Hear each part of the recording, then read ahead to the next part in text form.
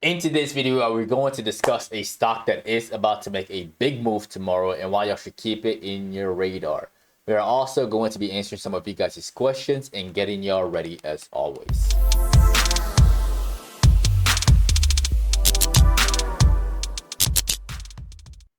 Y'all, let's dive into the charts right off the bat. We got the SPY futures, and so far, the market gave us another doji. When we switch it to the daily, we can clearly see that it's scraping upwards towards 6,200. This is 3 dojis in a row, but the trend is still bullish, all right? When we take a look at the NASDAQ, same thing. Same thing.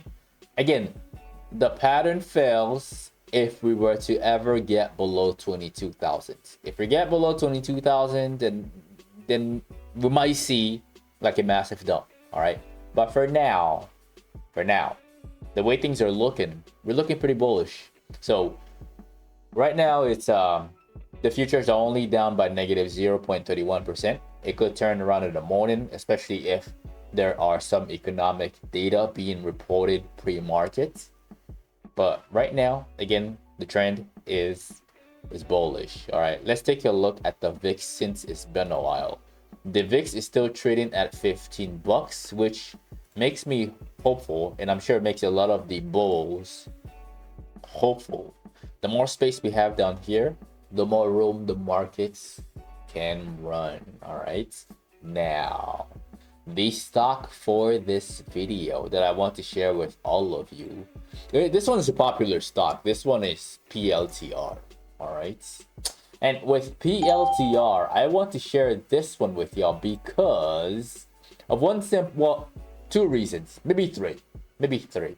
It's because of what happened. Let's start from outside in. The daily chart is massively overbought. All right, that's number one. Just number one off the bat, the daily chart. Number two, when we zoom into this segment, there is a bearish engulfing candle on the charts. Okay. Massive increase in volume. Today we had 147 million shares traded compared to the average of 60 million throughout the past week. Right now, also when we look into the 5-minute chart, there was a bearish panic that broke down right here. All right, I actually took a day trade on it today. I did. Again, this is the Discord.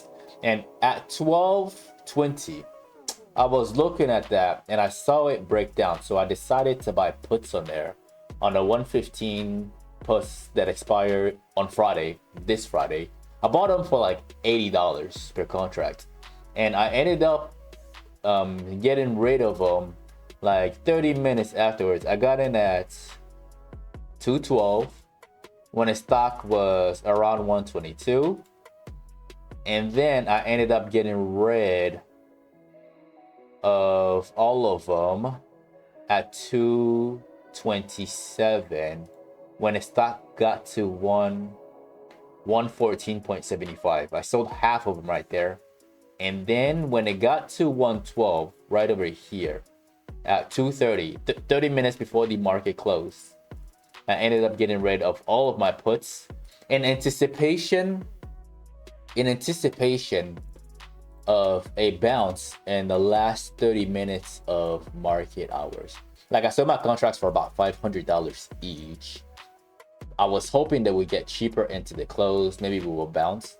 But unfortunately for me, I didn't get my bounce. So I had to get back in here with puts at the close at 112. I have puts on there just to let you know I am swinging puts on Palantir. Not only because it's overvalued, not only because it had this breakdown right here, but if you look at the news section on the left, it says it right there that there's a Washington Post that reports that the POTUS ordered the Pentagon to make budget cuts. All right, and the stock didn't like it. As y'all know, Palantir has government contracts. It's a solid company, nonetheless. All right. But news like that really rocked the stock, and right now it's just tumbling over. And I don't think it's done yet. I don't think that 108 was the bottom. I think that we're going to go much lower, much lower. How low could we go? Let's see here. If we go on the 4-hour, it's already down by $6 in after hours. But if we look on here, the next line of support is all the way down to 84. The stock could actually surprise us and get down to, I'm not trying to be too greedy, but I'm gonna have to say 95. Yeah, I think it can drop down another 11 bucks. I think it can. There is a lot of money to be made on here and a lot of room. A lot of room. I warned you guys before when it was like on the 10th or the 11th. I told y'all to watch it because of the opportunity right here. I had a big giant green circle in one of my videos. Again, for those of y'all who subscribe, you know it was there, all right? And I told you this drop was coming, and it looks like, from the looks of it, it looks like it's time. It's time for these things to finally collapse. All right, so the bears are about to make money now. That's my thoughts on PLTR. Let's do an updates on PA and W. That was the stock for yesterday's video, and fortunately for it, fortunately but unfortunately, this is what I mean. The stock failed gracefully, kind of like Snow did the week before. All right, it opened up at the same price, but unfortunately it didn't give us the first green candle. That was your cue to not get it. If the first candle out the gates isn't green and we don't close the candle above this level right here, you don't chase it long. We didn't see that.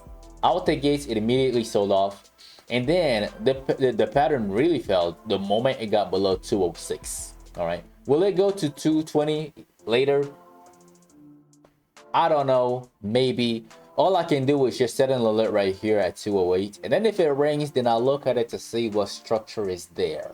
Because right now this is looking kind of ugly, and the move to 220 is not, it's unsure. It's not clear, it's not guaranteed. All right, so we gotta let the stock chill out and do its thing and show us another hint that it actually wants to get up there. All right, now somebody else asked me in the comment section of the last video, like I always say, if you have questions, just drop the ticker symbol, preferably stocks over 40 bucks with nice juicy contracts, because we trade options here. Alta looks like this. There's a giant gap on the left at 511.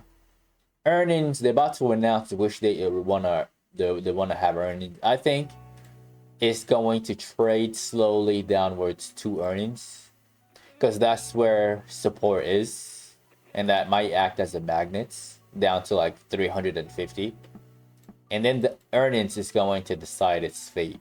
It's been on the downtrend for about a year now. I'm not trading this thing.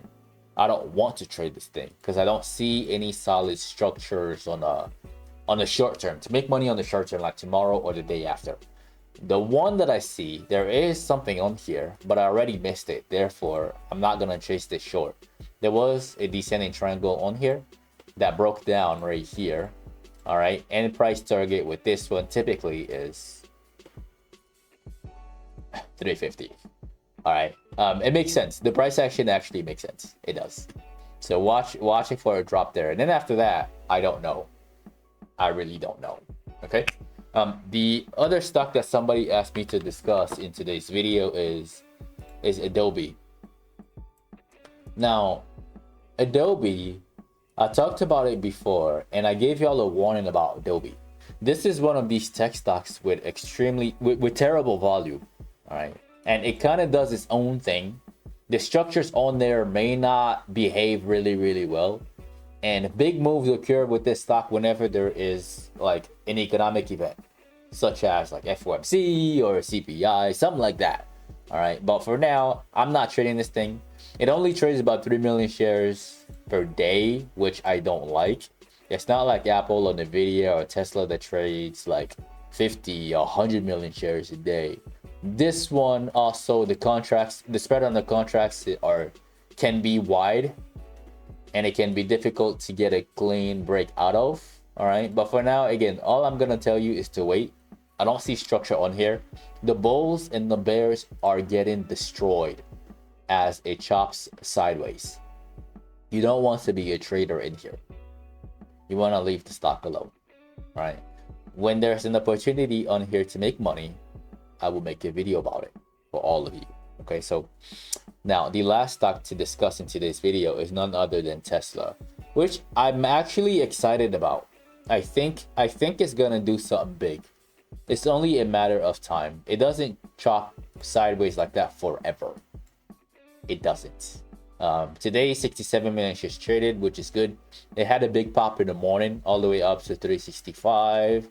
Is there a structure? Yes, but it's not the cleanest I've ever seen. There is this right there, which I see it, but I don't like it for these. I don't like these imperfections. I don't like that.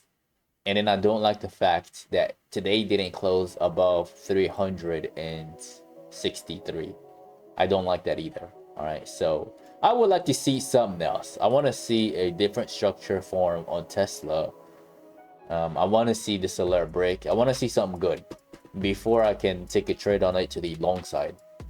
I'm not bearish on it. It's either it's gonna chop for a while and destroy everybody, or it's gonna show us something nice so that we can take a trade on it long. All right, so that's my honest thoughts on all of these stocks, and that is the end of the video. Do not forget to annihilate the like button. As always, I make these videos from Sunday to Thursday at exactly 8 p.m. Central Time, so definitely click on that subscribe button and click on that notification bell. That way you don't miss out on future uploads.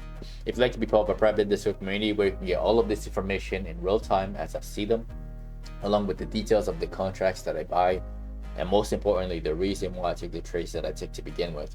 That way you get to learn along the way. You can find it as the first link in the description of the video below.